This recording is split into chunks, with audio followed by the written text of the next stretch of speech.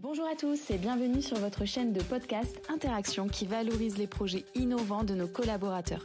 Chaque mois, nous vous présentons en vidéo un axe stratégique d'interaction de notre projet d'établissement 2024-2029 et à travers les podcasts, partons à la rencontre des acteurs qui font vivre ces axes au cœur de leur projet. Aujourd'hui, nous sommes avec Laurence Plichon, cadre supérieur de santé sur le pôle 11 pour parler QVCT. La QVCT, c'est quoi ? C'est la qualité de vie et des conditions de travail, un enjeu majeur dans les secteurs sanitaires et médico-sociaux. Cette approche permet de faire le lien d'une part avec la qualité des soins et d'autre part avec l'attractivité des professionnels. Bonjour Laurence. Bonjour Chloé. La QVCT implique donc de soigner autant l'organisation que ses collaborateurs. Commençons par reprendre les bases. Pouvez-vous nous expliquer ce que recouvre exactement ce concept de QVCT ? Le concept de QVCT comporte plusieurs domaines, bien évidemment. Donc, le management est pour moi, à mon sens, un des piliers indispensables. Il est important que les équipes se sentent écoutées et entendues. Le management se doit d'être aussi empathique et bienveillant. Les agents doivent prendre des responsabilités et s'impliquer dans les choix et dans les projets. Et donner la parole au terrain et faire confiance aux agents est primordial.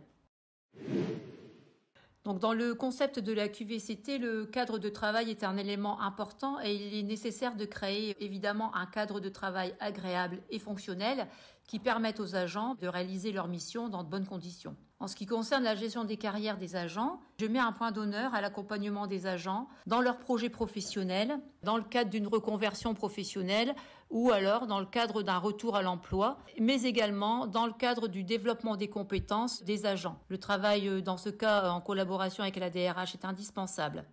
L'autre versant indispensable du concept de la QVT est évidemment la conciliation vie personnelle-vie professionnelle.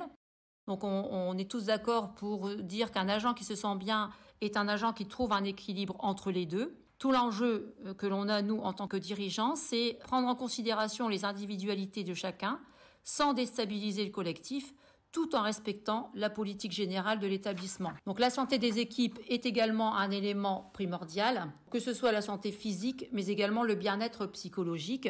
Tout ce que nous venons d'évoquer ensemble contribue bien évidemment au bien-être psychologique et physique de nos agents.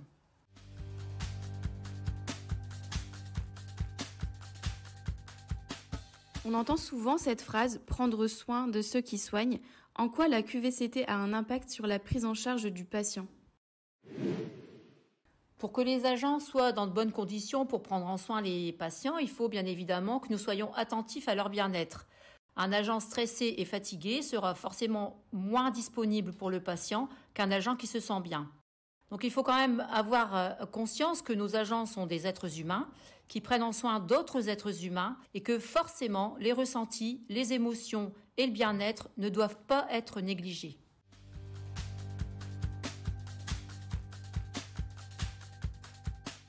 Donc la QVCT est un élément constitutif de la RSE, responsabilité sociale et environnementale, qui est donc le socle de notre projet d'établissement.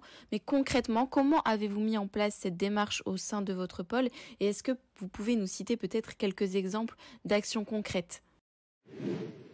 On sollicite régulièrement l'ergonome du travail pour l'aménagement et l'équipement de l'environnement de travail. Au sein du pôle, on a équipé les chambres de rail soulève malade pour lutter contre les troubles musculo-squelettiques. Donc, d'autres exemples contribuent notamment à l'aménagement et l'organisation du temps de travail. Donc, la politique de temps partiel est également mise en place au sein du pôle. Nous contribuons également à la mise en place des postes fixes de nuit, par exemple pour les agents qui le souhaitent. Le télétravail est également proposé. Les agents du pôle bénéficient également des solutions qui sont mises à disposition par l'institution pour diminuer les contraintes domestiques comme par exemple les casiers au champ, la présence de la minuterie, l'amicale, etc.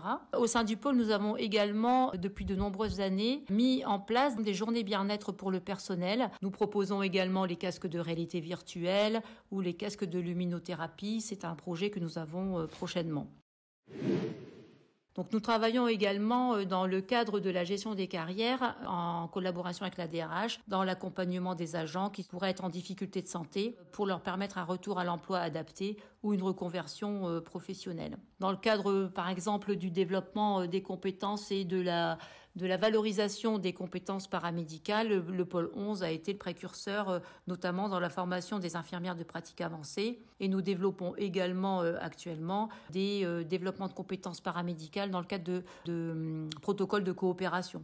Un infirmier, par exemple, qui fait des échos cardiaques, le diététicienne qui ont des compétences élargies.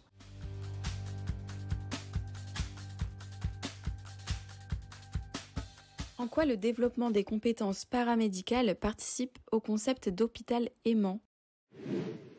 Pour les patients, dans un premier temps, c'est recevoir et bénéficier de la plus haute qualité des soins qui intègrent des pratiques récentes et innovantes. Pour les professionnels, on renforce l'attractivité de notre établissement et on fidélise les professionnels. La qualité de vie au travail est également améliorée avec, par exemple, des performances organisationnelles, une autonomie et une qualité dans la sécurité des soins.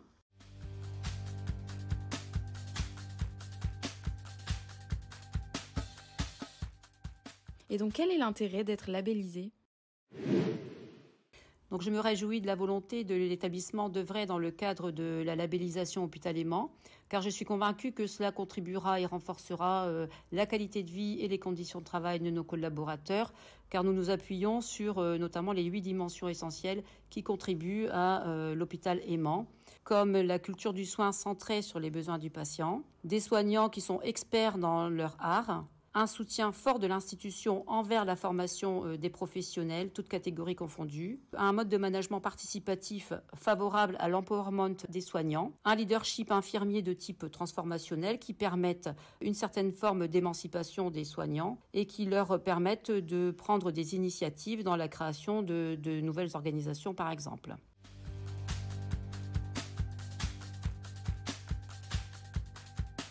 Enfin, en quoi notre organisation est déjà bien engagée dans ce concept ?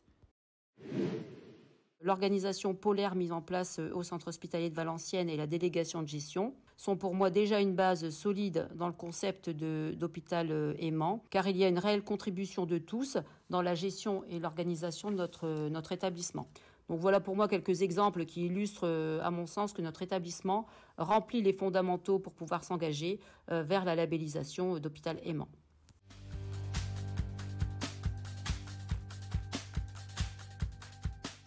Merci Laurence pour le partage de ces actions. La QVCT ne se résume pas qu'à des actions de bien-être ponctuelles, c'est un véritable engagement dans une démarche continue, quotidienne et partagée.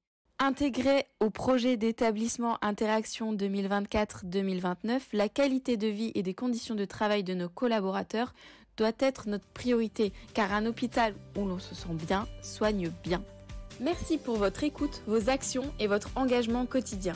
On se retrouve pour le prochain podcast qui portera sur le projet de Green Block avec des actions inspirantes qui font vivre l'axe 3 de notre projet d'établissement Interaction 2024-2029.